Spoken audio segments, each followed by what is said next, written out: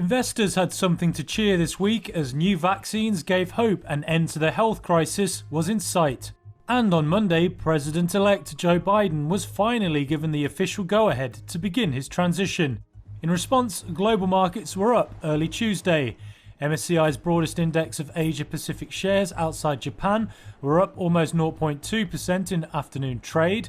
Japan's Nikkei jumped around 2.5%, helping the index reach its highest point in close to 30 years.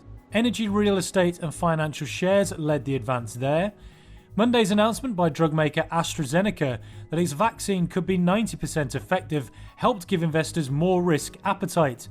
The hope being that the British company's vaccine, which is cheaper and easier to distribute than treatments offered by its rivals, could help drive a quicker recovery of the global economy. It helped Wall Street overnight, as well as President Trump indicating he'd move forward with a transition to a Biden government. US stocks also saw a boost after reports emerged Biden plans to nominate former chair of the Federal Reserve Janet Yellen as Treasury Secretary. Europe followed the positive outlook elsewhere. The Pan-European Stock 600 rose in early trade as travel stocks gained and crude oil prices hit their highest since March. France reported its lowest daily tally of virus infections since late September on Monday. Investors will now focus on a speech by President Emmanuel Macron later in the day, when he may announce a relaxation of lockdown rules. Germany's DAX was also slightly up. Data showed Europe's largest economy grew by a record 8.5% in the third quarter. Financial backers and developers of Russia's Sputnik V vaccine said Tuesday that the shot will cost less than $20 per person. And Moscow aims to produce more than 1 billion doses at home and abroad next year. The vaccine is administered in 2 shots, each of which will cost less than $10, according to the official Sputnik V Twitter account. For Russian citizens, though, inoculation will be free of charge. But on the streets of Moscow, some are still wary. I don't want to be vaccinated at all, but I would have chosen the Russian vaccine if I wanted to. But at the moment, I did not even think about it. Mass vaccination in Russia, which has the world's 5th highest number of COVID-19 cases, has yet to begin as so-called Phase 3 clinical trials continue.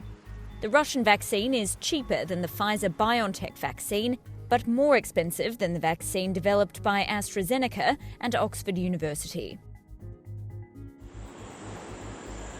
Australia's top airline Qantas says they plan to require coronavirus vaccinations for international travellers before they fly. The country closed its international borders back in March and currently requires all overseas arrivals to quarantine for 2 weeks. Qantas is one of the first major airlines to raise the possibility of a vaccine requirement. But in a Monday interview, CEO Alan Joyce said others may soon follow suit. I'm talking to my colleagues in other airlines around the globe, and I think it's going to be a common theme across the board. And what we're looking at is how you can have a vaccination a passport, an electronic version of it that certifies what the vaccine is it acceptable to the country you're travelling to. So there's a lot of logistics, a lot of technology that'll be needed to put in place to make this happen. But the airlines and the governments are working on this as we speak. Joyce added that it's unclear whether or not domestic travellers within Australia will also be asked for vaccinations. His comments came as Australia announced Tuesday it would further lift internal travel restrictions. The border between the country's 2 most populous states, New South Wales and Victoria, opened on Monday. That's welcome news for Qantas, which said it would run more than 1,200 flights in the run-up to Christmas from New South Wales and Victoria into the popular holiday destination of Queensland. Britain may pull its judges out of Hong Kong's highest court, a move that could deal a blow to the city's legal reputation.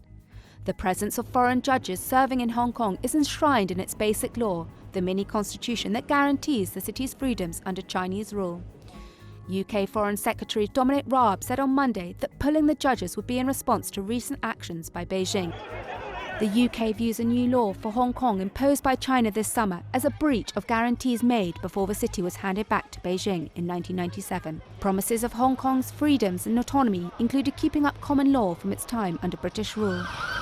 The new national security law came after a year of sometimes violent protests. It allows for a crackdown on what the authorities broadly define as secession, sedition and collusion with foreign powers. London has also objected to new rules from mainland China to disqualify elected legislators in Hong Kong. Raab wrote in a report on the city that, quote, "This has been and continues to be the most concerning period in Hong Kong's post-handover history." He said he was considering whether it was appropriate for judges to sit on the city's Court of Final Appeal. Raab's comments came just hours after Hong Kong's most prominent pro-democracy campaigner Joshua Wong and 2 fellow activists were remanded in custody after pleading guilty to charges of organising and inciting an unauthorised assembly. Hong Kong's government has hit back at Raab's remarks, calling them sweeping attacks and groundless accusations.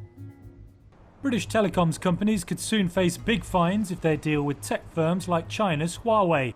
A new law put forward Tuesday aims to fine British telcos 10% of turnover, or around $133,000 a day, if they break a ban on using equipment made by Huawei. The UK government said the new bill would raise security standards of the country's telco firms and remove the threat of high-risk suppliers.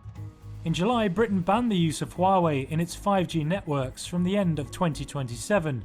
Officials feared US sanctions on chip technology meant the Chinese company would not be a reliable supplier.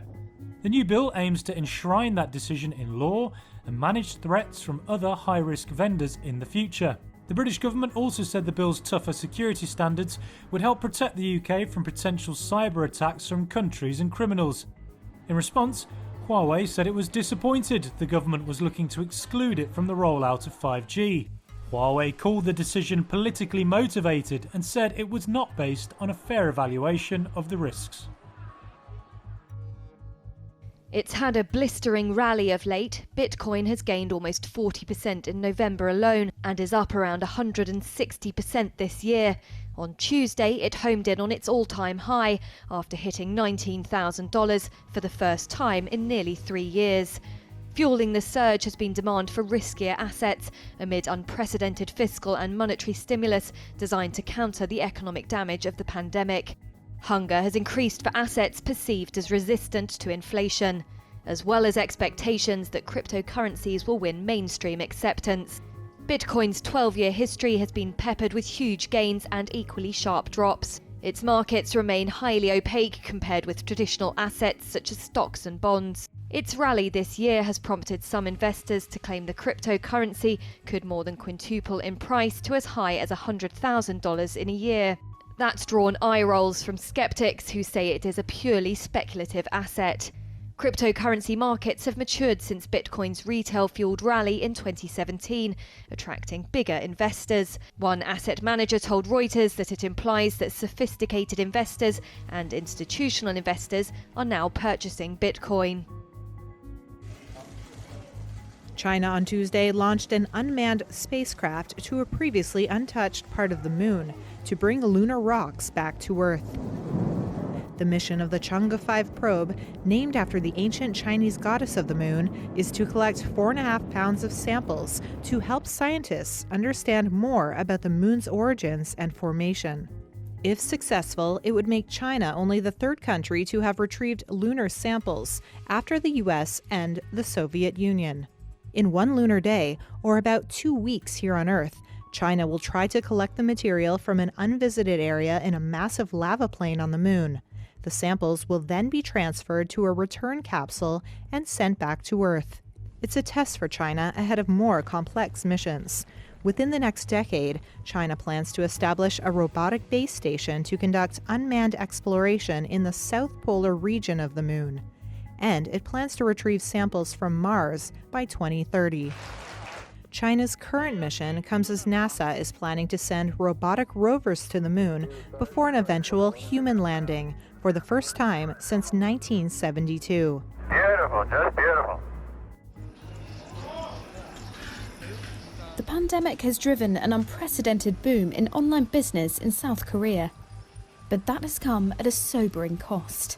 15 delivery workers have died so far this year. Their families blame health failure caused by extreme overwork. Jong San-rok works 14 hours a day without a lunch break to deliver hundreds of boxes. 그거 되게 아이러니잖아요. 그런 상황은 오지 말아야죠. 15 people already dead, which is very ironic because we're not working to die, but to live. 일하는 건 아니잖아요. 살려고 일하는 거죠. Many delivery workers are denied safeguards and basic benefits, such as minimum wage, overtime or insurance. Most are classified as self-employed, hired under what some refer to as gap-jill contracts. It's a legal blind spot that affects around 8% of South Korea's workforce, says Kim Tae-wan, the leader of a union of 5,000 couriers. There are many gap-year contracts, while general workers are guaranteed by employment contract. Delivery workers cannot be protected because we are treated as self-employed. That leaves us exposed to abuse of power.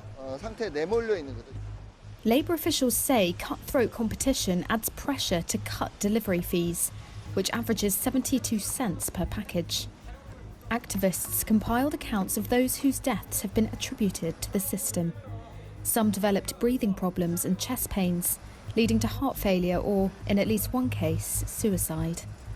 Public outcry prompted apologies from big firms, an acknowledgement from South Korea's Labour Minister. But many hold out little hope of change at a time of record unemployment. Meanwhile, logistics firms are cashing in. Hanjin Transportation, Sangrok's company, posted a 35% increase in first half-year operating profit.